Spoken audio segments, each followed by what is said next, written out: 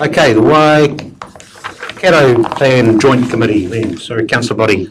Okay, if we turn to page 33, it's really to do with representation. One of the mayors suggested that the project deserves representation by mayors, and then Mayor King asked that the recommendation be amended to specify mayors as the representative. How many of these meetings do you actually attend, Your Worship?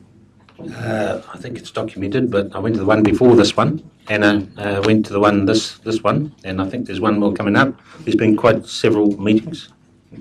Just through the chair, this the Waikato plan is now out for well, actually it's back from consultation. The hearings were held on the draft plan last Friday, of which neither of us attended due to personal reasons. Mine was because I've got 3 children who take priority in school holidays, so there's only limited numbers of meetings left. There's been the deliberations, and that's it. So, yeah, we've probably shared them. They haven't been very regular,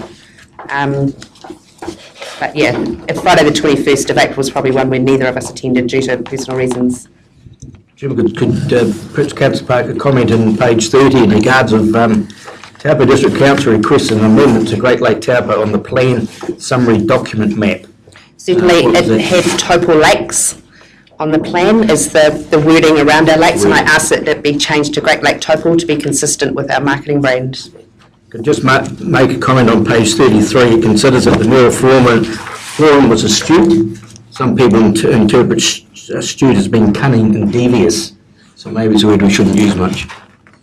That might be your interpretation, but it's certainly not mine. All right, okay. Let's see, I'm happy to move those minutes, seconded by Councillor Park.